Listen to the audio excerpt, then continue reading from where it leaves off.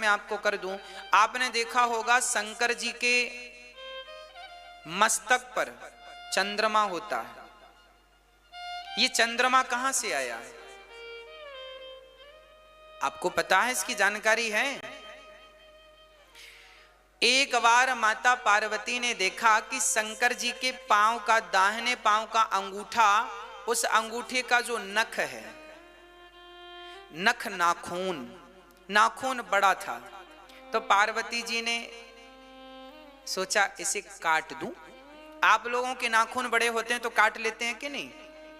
हम लोग काटते रहते हैं। तो माता पार्वती ने सोचा कि चलो भगवान शंकर का ये पांव का अंगूठे का नख बड़ा है, इसे काट देते हैं। तो माता पार्वती ने उसे काटना जैसे ही प्रारंभ किया तो वहां से जल की धार निकलने लगी भगवान शिव के चरणों से। पार्वती जी ने देखा कि वो नख कट तो गया है पर जल की धार रुक ही नहीं रही। तब पार्वती जी ने हाथ जोड़कर भगवान शंकर से कहा, हे नाथ, ये आपकी क्या लीला है? तब भगवान शंकर ने कहा, देवी आपने मेरे नख को क्यों काट दिया? पार्वती जी बोली, बहुत बड़ा था, आपको चोट ना लग जाए, मैंने काट दिया।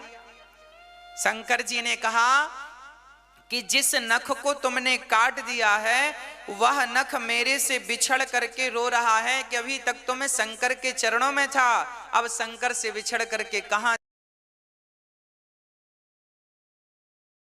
शंकर ने उस नख से कहा कि बेटा रोना मत, तुम मुझे बड़े प्रिय हो,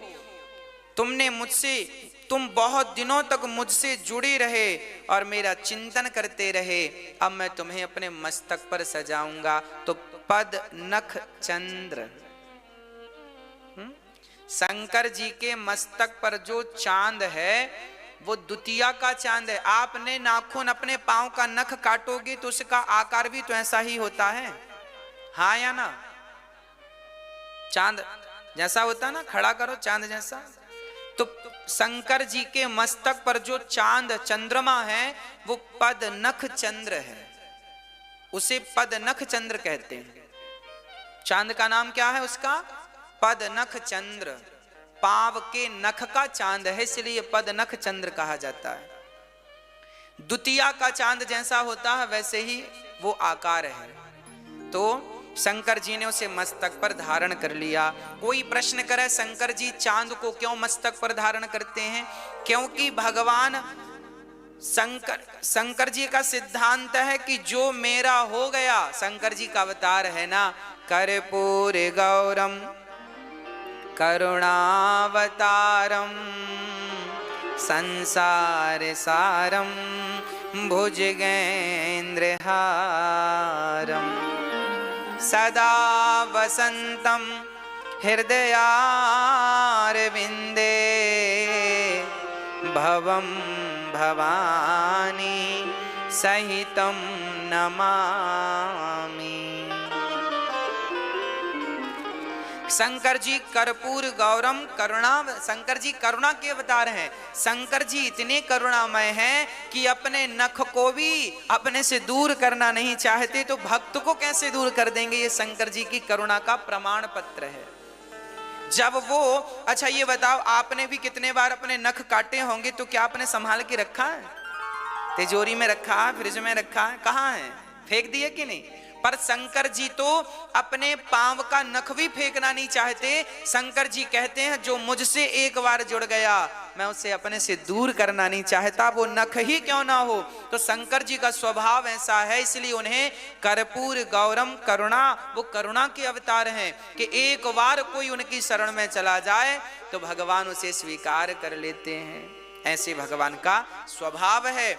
ऐसे स्वभाव वाले भगवान शिव को माता पार्वती को गोस्वामी जी कहते हैं मैं इनकी वंदना करता हूं। अब शंकर जी की वंदना करने के बाद श्री सीताराम को प्रणाम करते हैं और वाल्मीकि जी को और हनुमान जी को कपीश्वरऊ कवीश्वरऊ,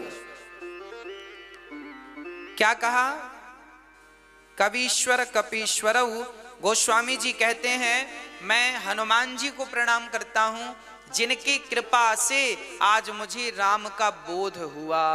और मैं वाल्मीकि जी को प्रणाम करता हूं, जिन्होंने हम जैसों को रामायण जैसा महाग्रंथ प्रदान किया है ना। ऐसा प्रणाम करके गोस्वामी जी आगे चलते हैं।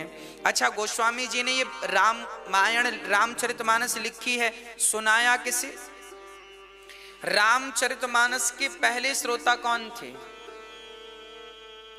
रामचरितमानस के पहले वक्ता हैं गोस्वामी तुलसीदास जी, और पहले श्रोता हैं गोस्वामी तुलसीदास जी का मन। गोस्वामी जी ने स्वांतः सुखाय तुलसी रघुनाथ गाथा, गोस्वामी जी ने यह ग्रंथ अपने आनंद के लिए कहा और सुनाया किसे? अपने मन को सुनाया। रे मन तू सत्संग कर। गोस्वामी जी बात बात में आगे बताऊंगा मैं, गोस्वामी जी अपने मन को डांटते रहते हैं। ए मन, कथा सुनते सुनते भाग गया तो डांट दिया, ए मन, रे मन तू सत्संग कर, छोड़ जगत की रीत, अंत समय पछताएगा, जब आयु जाएगी बीत। गोस्वामी जी अब बढ़िया भगवान की कृपा का वर्णन करते हैं। देखिए, भगवान की करुणा पहले लिखी है गोस्वामी जी ने, बाद में कोई बात कही है। क्या लिखा है?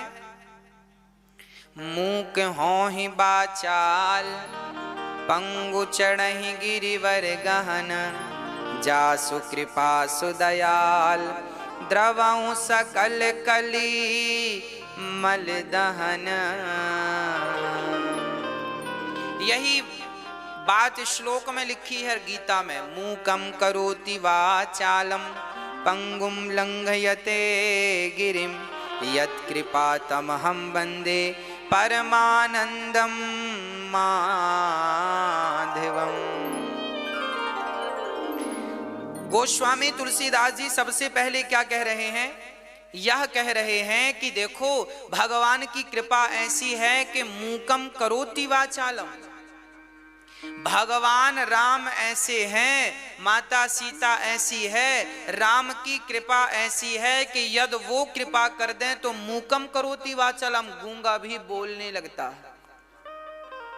आपको पता है, एक बार संत ज्ञानेश्वर का अपमान कर दिया बड़े बड़े विद्वानों ने। बोले तुम्हारे पिता का पता नहीं है इसलिए हम तुम्हें वेद नहीं पढ़ाएंगे। तब उन्होंने भैंसे के ऊपर, भैंसे के ऊपर हाथ रख दिया तो भैंसे ने गायत्री मंत्र का उच्चारण कर दिया। उन्होंने वेद मंत्र उच्चारण कर दिए। कहने का अर्थ यह है कि भगवान की कृपा तो छोड़ दो मेरी माँ, यदि भगवान के भक्तों की कृपा हो जाए तो भैंसा भी वेद मंत्र बोल सकता है, अर्थात भक्तों की कृपा से पत्थर भी बोल सकता है। प्रहलाद जी ने कहा इस खंबे में भगवान है। हिरण्यकश्यप ने तोड़कर देखा तो निकले कि नहीं। कहने का अर्थ यह है मूकम करोति वाचालम, भगवान की कृपा हो तो गूंगा भी बोलता है। भाई खंबा तो गूंगा ही था ना, खंबा थोड़ी जड़ वस्तु है ना खंबा। पर जब भक्त ने अनुग्रह कर दिया, भक्त ने विश्वास से उंगली बढ़ा दी, तो उस भक्त के विश्वास से भगवान प्रकट हो गए। मतलब भगवान ऐसे हैं, भगवान की करुणा ऐसी है कि उनकी करुणा से गूंगा भी बोलने लगता है। भगवान की तो छोड़ दो, भगवान के भक्त की बड़ी महिमा है, भगवान की तो अब लिखी ही है। एक संत ज्ञानेश्वर जी ने ये बात जो हम कह रहे हैं, ये श्री नाभादास जी महाराज अपने दिव्य ग्रंथ में भक्तमाल में लिखते हैं। मूकम करोति वाचालम, पंगुम लंघयते गिरिम। भगवान की कृपा ऐसी है कि गूंगा भी बोलता और लंगड़ा भी पहाड़ लांघ जाता। यदि भगवान चाहें तो बताओ क्या नहीं हो सकता। इसलिए हमें दुनिया पर विश्वास ना करके 100% विश्वास अपने भगवान राम पर, माता सीता पर, अपने बांके बिहारी पर अपना विश्वास करना चाहिए, समर्पण करना चाहिए। प्रभु मेरे तो आप हैं और मैं कुछ नहीं जानता। गोस्वामी जी इनकी कृपा को प्रणाम करते हैं। हे रघुनंदन, आपकी कृपा से गूंगा बोलने लगता है, लंगड़ा पहाड़ लांघ जाता है, और ऐसे भगवान जो गूंगे को पंचम स्वर से बुलाते हो, ऐसे भगवान को हम नमस्कार करते हैं। ये जो दोहा है ना, ये सोरठा है। ये जो सोरठा है ये हम पर भी ठीक बैठता है। इसमें लिखा है मूकम करोति वाचालम, गूंगा भी बोलता है। तो हम अपने आप से कहते हैं हम गूंगा ही तो हैं, हम गूंगे ही तो हैं। यदि हम बोल रहे हैं तो अपने बल से नहीं, अपने रघुनाथ के बल से बोल रहे हैं। हम तो गूंगे हैं।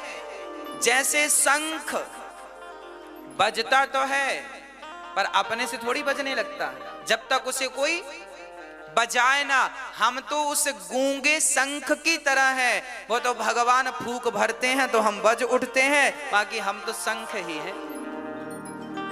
भागवत कहनी हो तो भगवान श्री कृष्ण हवा भर देते हैं, और राम कथा कहनी हो तो भगवान, जैसे आप शंख बजाने के पहले अपने मुंह में ढेर सारी हवा भर लेते हैं ना, और हवा भर के फूंक देते हैं तो शंख बज उठता है, उसी प्रकार हम शंख हैं। राम ने फूंक लगाई तो राम कथा आपने सुन ली, कृष्ण ने फूंक लगाई तो कृष्ण कथा आपने सुन ली। हम तो शंख हैं, ना हमारा बल है ना हमारा परिश्रम है, तो हम तो गूंगे हैं और भगवान की कृपा से बोल रहे हैं। मूकम करोति वाचालम पंगुम लंघयते गिरिम, लंगड़ा पहाड़ लांघ जाता है। अरे हम लंगड़े ही तो हैं। हम बताए थे ना, हम 20 फीट ऊपर से गिर गए थे छत से, कोल्हू टूट गया था। आज आपके मध्य खड़े हैं तो भगवत कृपा से ही खड़े हैं। मतलब मूकम करोति वाचालम पंगुम लंघयते गिरिम, लंगड़ा भी पहाड़ लांघ जाता है। उसका उदाहरण हम स्वयं हैं। हमें इस बात का अच्छे से ज्ञान है कि भगवान कृपा करें। डॉक्टर ने कहा था कि आप अब कभी बढ़िया से चल नहीं पाएंगे, चलेंगे तो लंगड़ाते एक पांव छोटा हो जाएगा, पर अब तो डॉक्टर साहब के सामने कबड्डी खेल लेते हैं, है ना। कहने का अर्थ यह है कि भगवत कृपा हो तो लंगड़ा भी पहाड़ लांघ जाता है। अब गोस्वामी तुलसीदास जी वंदना करते हैं। सबसे पहले गुरु जी की वंदना, जिनकी कृपा से उन्हें सब कुछ मिला। बंदऊं गुरु पद पदों में परागा, सुरुचि सुवास सरस अनुराग। बंदाऊं गुरु पद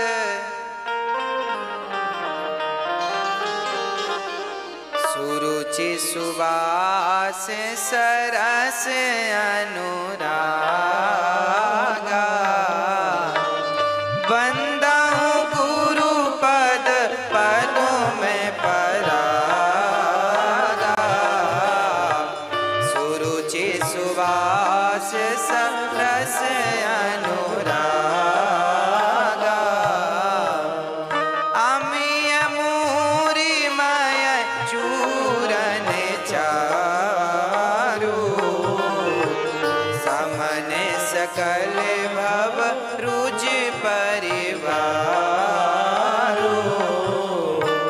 श्री गुरु पद नख मणि गण ज्योति, सुमिरत दिव्य दृष्टि होती।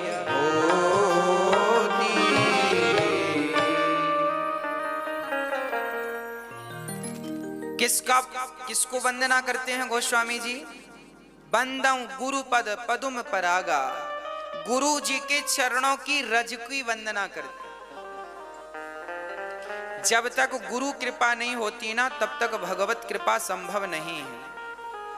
इसलिए पहले किसकी कृपा होनी चाहिए? गुरु की कृपा। आज हमसे बोलना आता है तो किसकी कृपा से? गुरु की कृपा से। तो गुरु बहुत जरूरी है। गुरु ना होते तो शायद हम आपके बीच में कैसे होते, ना होते। गुरु वो जौहरी है जो हीरा बना देता है। उसके बाद गोस्वामी जी ने प्रणाम किया।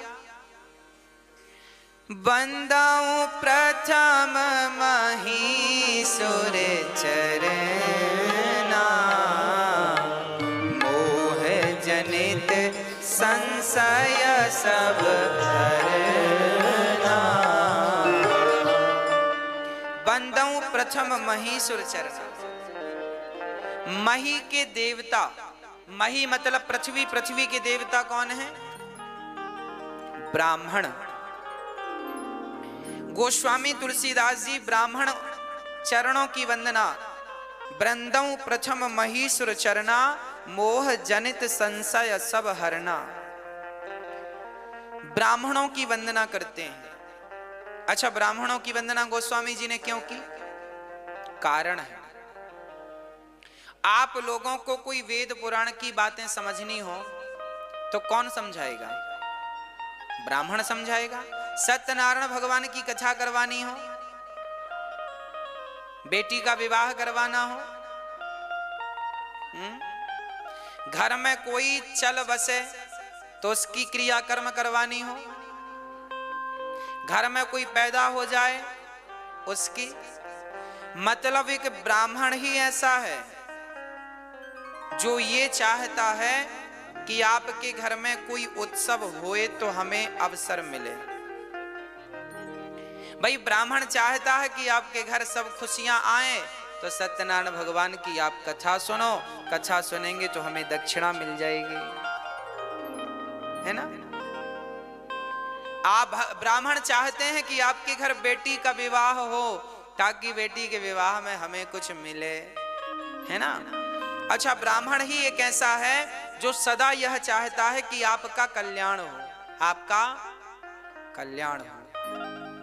इसलिए ब्राह्मण प्रथम वंदनीय इसलिए है क्योंकि वैद्य चाहता है कि कोई रोगी होए तो हम उसका इलाज करें। कोई ये चाहता है किसी का केस बिगड़े तो हम केस लड़ें। मतलब दुनिया ये चाहती है कि आपका कुछ बिगड़े तो उन्हें पैसा मिले, पर ब्राह्मण एक ऐसा है जो ये चाहता है कि आपके घर कुछ उत्सव हो तो हमें बुलाया जाए, फिर हम जाएं और हमें दक्षिणा प्राप्त हो। सबका हित चाहने वाले से गोस्वामी जी ने उन्हें पहले स्थान पर रखा और कहा, बंदऊं प्रथम महीसुर चरना, मोह जनित संशय सब हरना। एक ब्राह्मण ही ऐसा है जो इतना सा खाता है और इतना सारा आशीर्वाद दे देता। धनम धान्यम बहुपुत्र लाभम, बहुपुत्र लाभम धनम धान्यम। भगवान ब्राह्मण कहता है कि आप इतना सा उसे खिलाओगे तो बढ़िया आशीर्वाद क्या देगा? बहुत धन दे भगवान आपको, धन धान से घर भर दे, और बेटा बेटी घर में खूब होए, खूब घर में उत्सव हो, आनंद हो, मंगल हो। बढ़िया है। तो आशीर्वाद देने वाले ब्राह्मण हैं, इसलिए उन्हें प्रणाम गोस्वामी जी ने किया। उसके बाद गोस्वामी तुलसीदास जी ने प्रणाम किया वाल्मीकि जी को, सबको प्रणाम किया। और गोस्वामी जी कहते हैं कि सत्संग करने वाले ही इस कथा रामचरितमानस को श्रवण कर पाएंगे। गोस्वामी जी लिख रहे हैं, बिनु सत्संग विवेक न होई, राम कृपा बिनु सुलभ न सोई। बिनु सत्संग विवेक न होई, राम कृपा बिनु सुलभ न सोई। सठ सुध रही सतसंगत पाई, आरस परस को धात सुहाई। गोस्वामी जी लिख रहे हैं, बिनु सत्संग विवेक न होई। आप भी रामचरितमानस का पाठ किया करिए। गोस्वामी जी लिख रहे हैं, बिनु सत्संग विवेक न होई। यदि विवेक कोई चाहता, अच्छा विवेक कौन सा? बुद्धि तो देखो सबके पास है, पर विवेक सबके पास नहीं है। विवेक कब मिलेगा? बोले बिनु सत्संग विवेक ना हो। ये विवेक क्या चीज है? बोले देखो, ये मेरी मां है, मैं इसे मां के रूप में देखता हूं, ये तो बुद्धि है। यदि मैं आपको मां के रूप में, बेटी और बहन के रूप में देखता हूं तो मैं बुद्धिमान हूं। परंतु ये मेरी मां नहीं, मां के रूप में भगवान है। जो व्यक्ति मां के स्थान पर भगवान का भाव रखे वह विवेकशील पुरुष माना जाएगा, वह विवेकशील स्त्री मानी जाएगी। आपकी सास है, ऐसा जानने और मानने वाला तो बुद्धिमान है, पर ये व्यक्ति भगवान है। सर्वम खलविदम ब्रह्म, सब में ईश्वर है, ये बुद्धि रखने वाले को विवेकशील कहते हैं। और विवेक कैसे उत्पन्न होता है? तो आगे लिखा है, बिनु सत्संग विवेक न होई। इसलिए सत्संग करते करते करते करते करते करते विवेक जागता है। फिर धीरे धीरे आपके भीतर के सारे बुराइयां समाप्त होती हैं और एक दिव्य दृष्टि प्राप्त होती है, जिस दृष्टि से परमात्मा सर्वव्यापक कण कण में नजर आने लग जाता है। ये तो भगवत कृपा से ही संभव है ना। अब सुनो गोस्वामी जी क्या लिखे हैं, सठ सुधरहि सत्संगति पाई। सठ से सठ भी सत्संग पाकर सुधर जाता है। सठ सुधरहि सत्संगति पाई। ये सठ क्या है? जो व्यक्ति चोरी करता है, उस चोर से कहो क्यों चोरी करने से क्या होगा जानते हो? वो कहता है नहीं जानते। तो जो व्यक्ति चोरी करता है और चोरी करने का फल क्या है, उसे कौन सा नरक मिलेगा, उसका दंड क्या, वो नहीं जानता। मतलब जो अज्ञानी है उसे सठ कहते हैं। मैं झूठ बोल रहा हूं पर मुझे पता ही नहीं कि झूठ बोलने का फल क्या है ना। जो व्यक्ति भोला है, भोला भाला, चोरी कर रहा है, उसे पता ही नहीं कि चोरी करने से क्या होता, इसे सठ कहते हैं। ऐसे लोगों को यदि सत्संग मिल जाए, एक बार इसकी चर्चा मुझे याद आ गई, जरा सुनिएगा। एक गुरुजी कथा में सुना रहे थे कि भगवान श्री कृष्ण जब गैया चराने गए तो मां यशोदा ने कान में, एक चोर एक दिन कथा सुनने आया, आज उसे कुछ मिला नहीं तो उसको लगा चलो आज कथा ही सुन लें। गांव में गुरुजी आए थे और कथा सुना रहे थे, तो गुरुजी ने कथा सुनाई। तो कथा में भगवान की गैया चराने की लीला का गुरुजी वर्णन कर रहे थे। गुरुजी ने कहा, आज माने भगवान श्याम सुंदर के गले में हीरे मोती की माला पहनाए 10, कान में बढ़िया मोती हीरे के कुंडल पहनाए और यहाँ सोने का बाजूबंद, गले में सोने के हाथ में बड़े बड़े कड़े और बढ़िया बढ़िया 1-1 करोड़ रुपए की कीमत का हीरा यहाँ पहनाया उंगलियों में। और आज भगवान गैया चराने गए ऐसा श्रृंगार करके। चोर बोला, राम राम राम राम राम, ये कौन बालक है, इतना महंगा। उस चोर को लगा इसे लूट लेने से फिर किसी को लूटने की जरूरत, एक बार में माला माल हो जाऊंगा। जब कथा पूरी हुई तो गुरुजी से पूछा, गुरुजी आज आपने जिस बालक के बारे में बताया उसका पता कहाँ है, हमें पता दो। अच्छा, गुरुजी को नहीं पता था कि ये चोर है। उसने कहा, गुरुजी पता लिखवाओ। तो गुरुजी ने बोल दिया कि भाई ये तो वृंदावन की लीला है, वृंदावन जाना, वहां के जंगलों में वहां ठाकुर जी गैया चराते थे। उसने लिख लिया।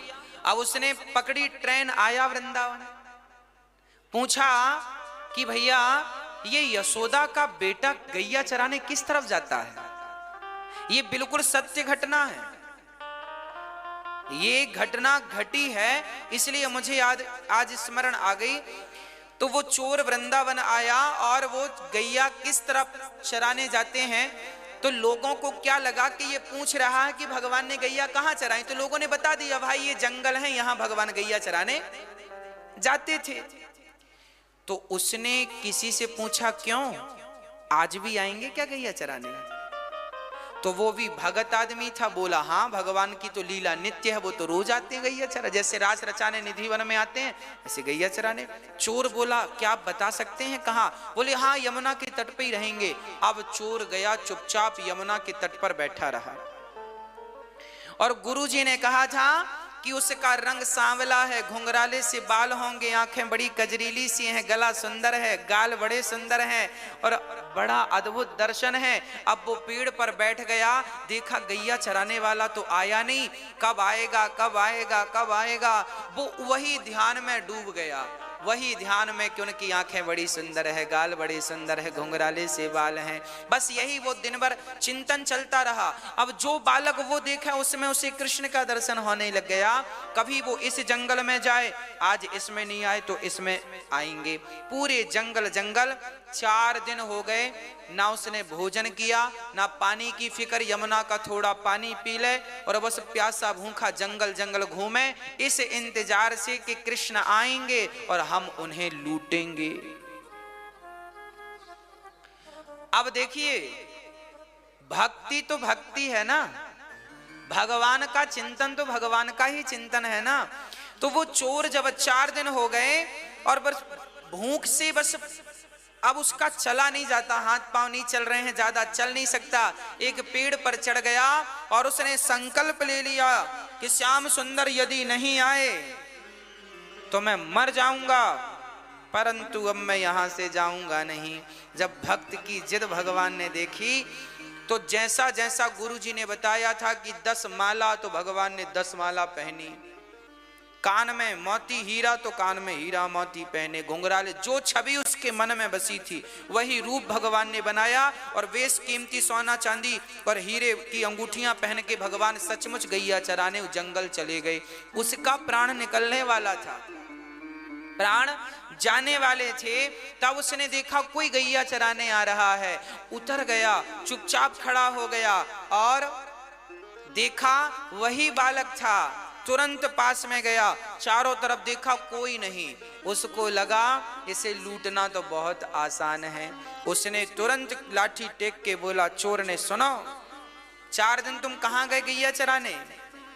भगवान बोले, भैया हम तो यहीं गए थे गैया चराने, इस तरफ। अच्छा तुम इस तरफ गए थे, पर हम तो इस तरफ चले गए थे। हाँ फिर कल कहाँ गए थे? बोले कल हम इस तरफ। चोर ने कहा फिर हम इस तरफ चले गए थे।